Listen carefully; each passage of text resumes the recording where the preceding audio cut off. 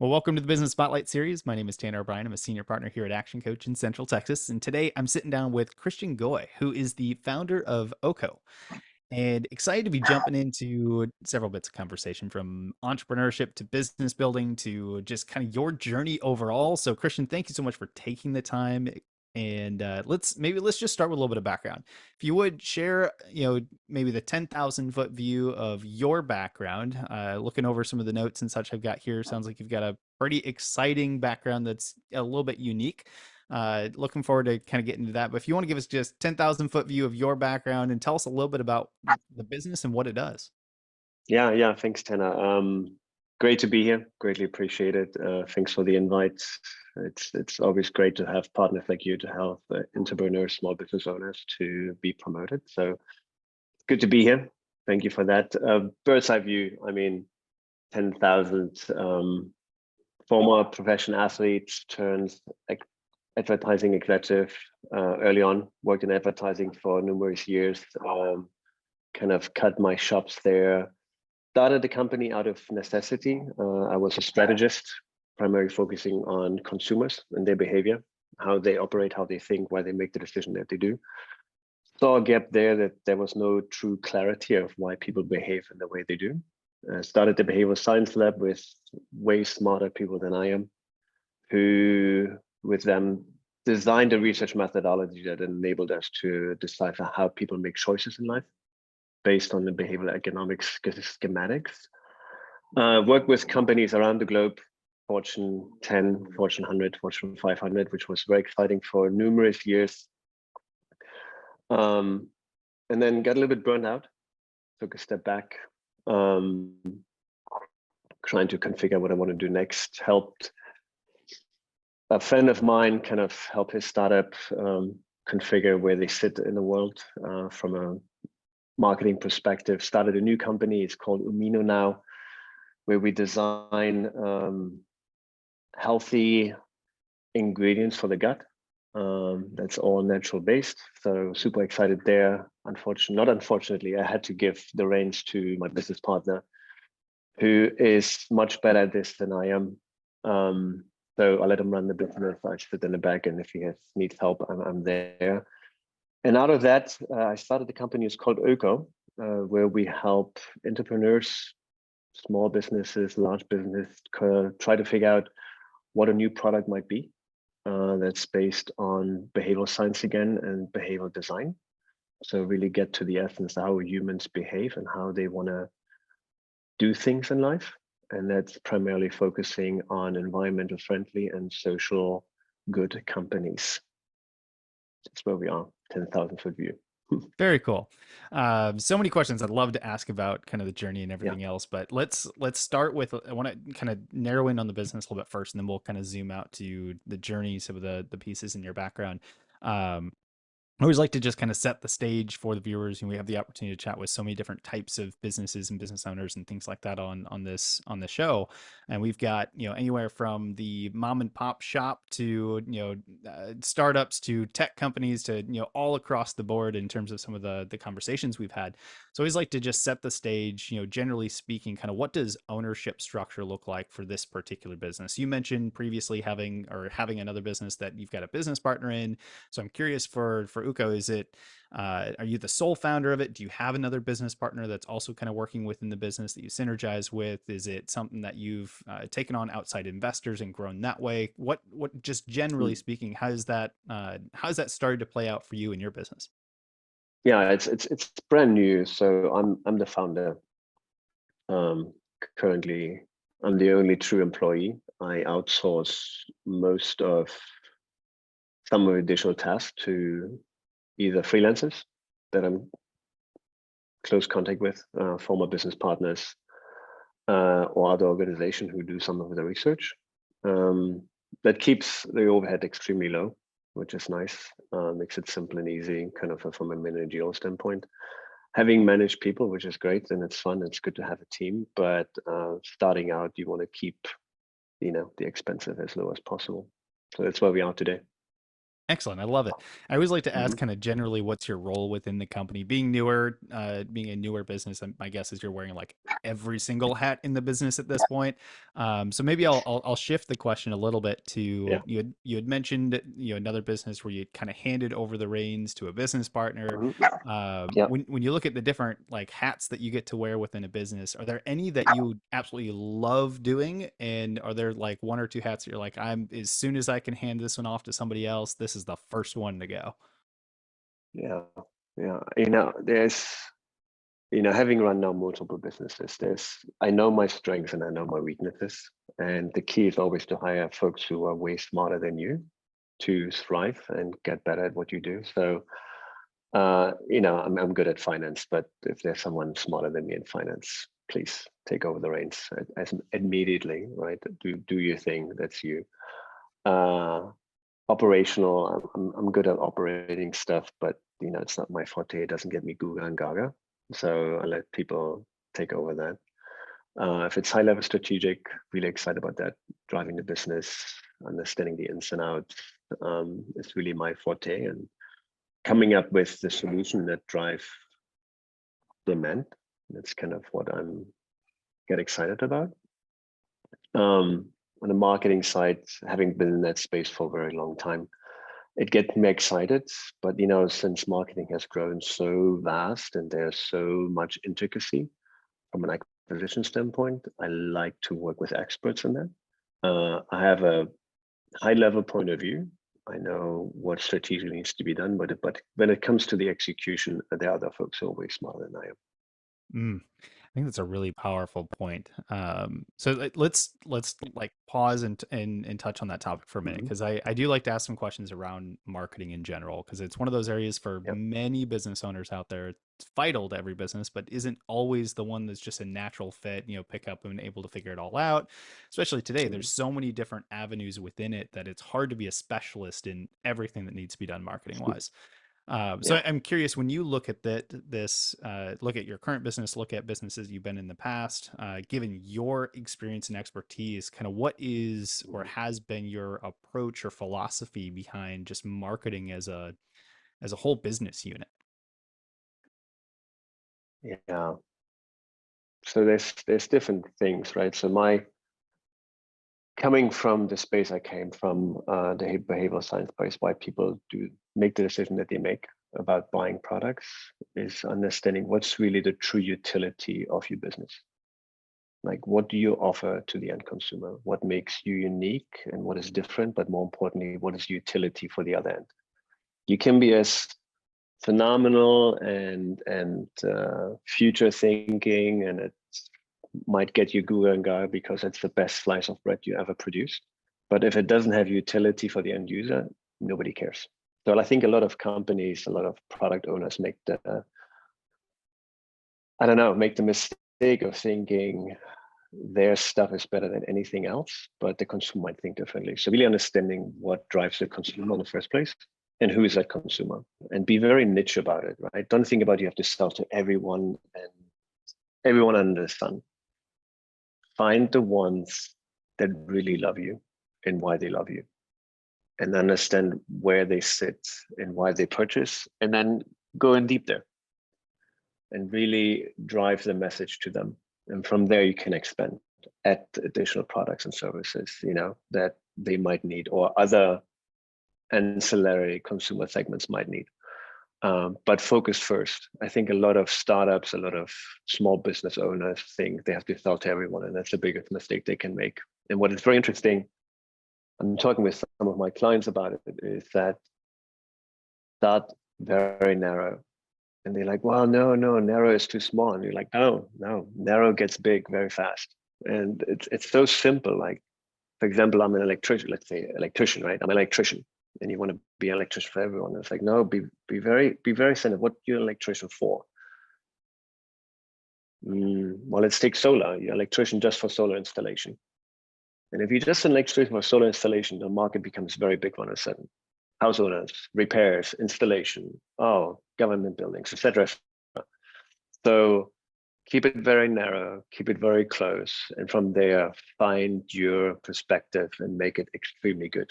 Create utility for the end user and be extremely well at it. I don't know who I think the founder of Virgin Atlantic, gosh, what's his name? Richard Branson. Richard Branson, thank you. He made a quote one day, and it kind of stuck with me. It's like, I know there's a lot of products out there, but if I can build a product that's just better than the current status quo and be exceptional in it, you win. And I think it's just stuff you have to do. You have to be just exceptional in what you do, right? And that's why you win customers. And then from a marketing point of view, it becomes very easy. One person buys in, they say, wow, this is awesome. I need to tell everyone under the sun, right? And you don't have to spend thousands of marketing dollars if your product actually is really that good. And I think a lot of people miss that. Yeah, I that's love why I that. said, that's my opinion. That's absolutely fantastic. In learning a ton of marketing stuff over the last number of years, it's when you get down to the point of you're talking to one person instead of trying to talk to everyone. The message gets so much clearer, and it's pretty amazing how that can actually play out, and then you can actually deliver on the exceptional service or product or whatever it is for that particular end user. So absolutely love it. When we look at your business, I want to zoom back out to that Yeah, super quick here. When we look at, I always like to, again, for the audience, kind of frame this up on who do you primarily work with? Who does your business primarily serve? And the way I like to frame it is, if I'm in the audience and I'm watching this back later on, how do I know that I'd be a good fit to come work with you, or I might know somebody that would be really good to connect and potentially work with you down the road? yeah. So let's start with the easy one. If you're an entrepreneur, you're coming up with a new product and you need to figure out, okay, they could talk about product market fit, but the initiation is like, where do I fit? Where does really make my product unique and different? And where do I find utility in it? And how do I define it? And how do I create it? And what does the customer want? And you need to figure it out. I'm your person, right? If you have no clear and you're still throwing stuff against the wall and trying to figure it out, and you want to get clarity about what your audience needs, you might want to call me, right? Simple and easy.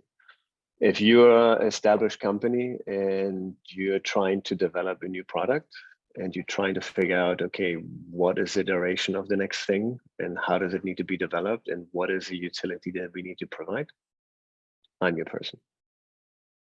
Call me, we talk about it. We can go through all the iteration of what it could be. And I can help you figure out what the psychological or economical triggers that drive your product purchase.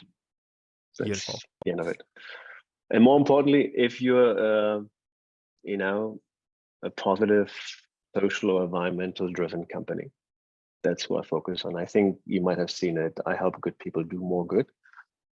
That's kind of the mantra that I had laid out. So if you're in the business of driving social or environmental change, I'm your person. Amazing. Very simple. Very Yeah. good. All right. But because I do want to be respectful of time, I want to go back and I want to kind of pull on this thread here. So you had mentioned Go. being a former professional athlete. So tell me a little bit more Mhm. about that. What sport and how kind of being in a collegiate athlete and all of that kind of stuff in my past. I always have to ask the question, from being in sports in general, how has that impacted your business journey and some of the things that maybe were learned in athletics that you were able to take forward, anything like that? So tell us a little bit more about the background and how that may or may not have played a role in how you've developed as an entrepreneur. Yeah, sure. I should bring my wife down. She's a way better PR person than I am because I sometimes hate talking about it. But yeah, former professional athlete. I was a miler NCAA champion at one point. Tried to make the Olympic team in 2004.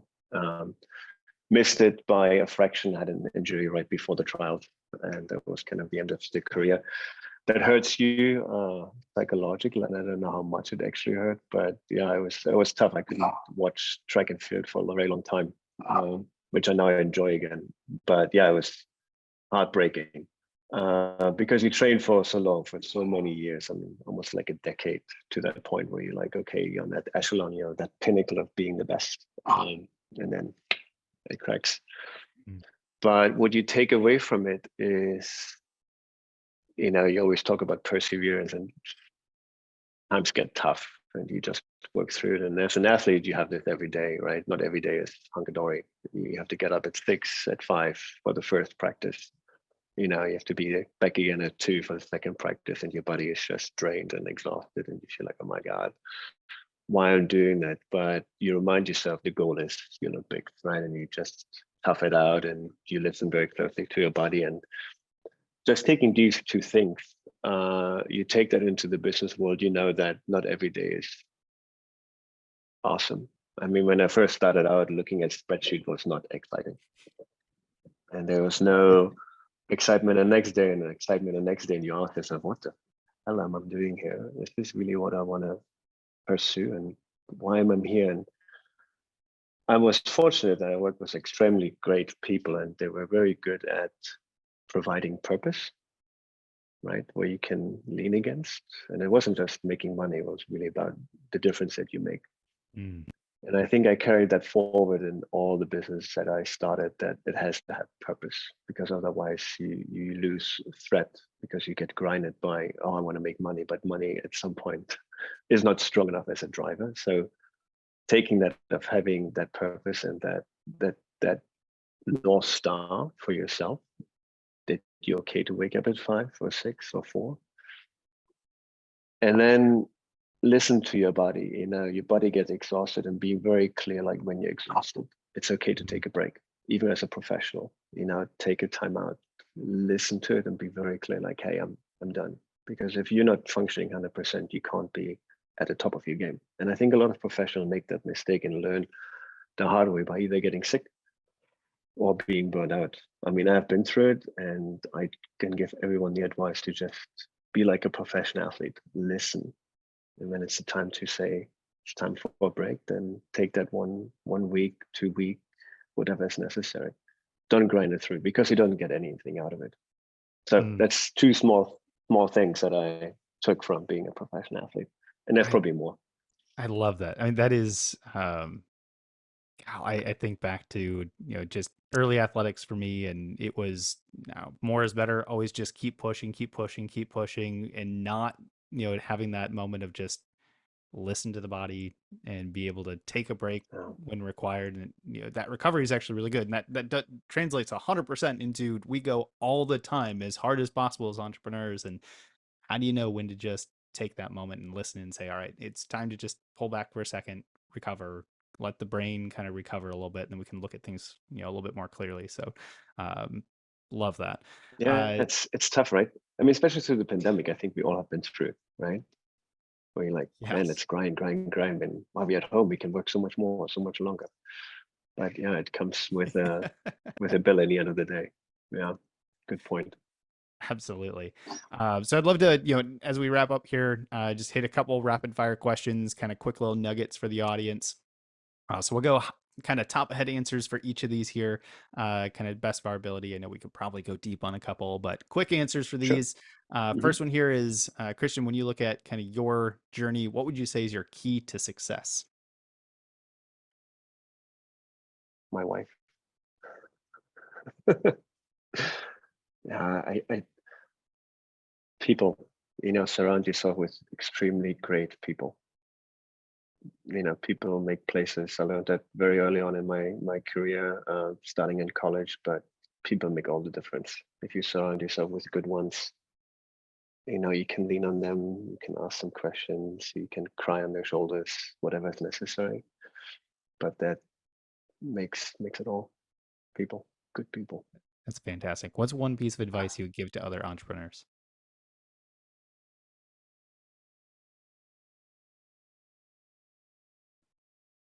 Do what makes you Guga and Gaga. Yeah. The going gets tough. I mean, everyone who starts a business is in a way slightly crazy, but very driven, and it's exciting to see, because a lot of invention comes out of it. But do what makes you really, really happy.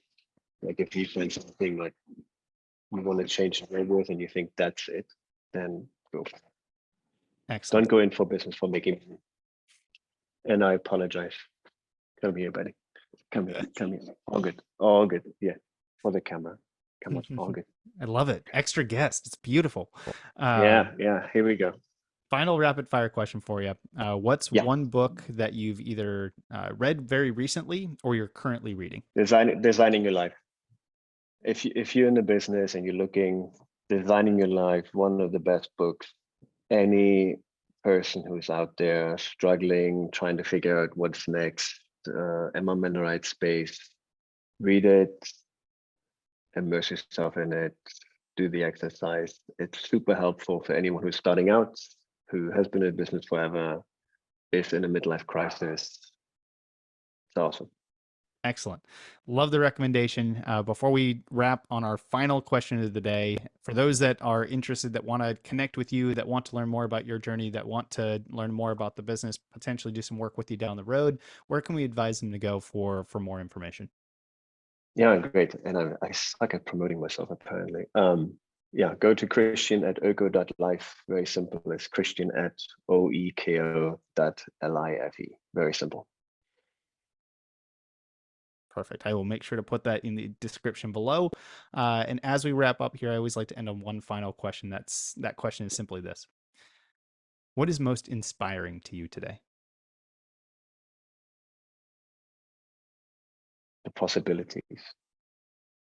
You know, we always hope that the world is changing and we don't know where the world is going, but if you put the positive spin on it, the possibilities that are in front of us to make this world a better place for us and for those generations who are coming, it's very exciting.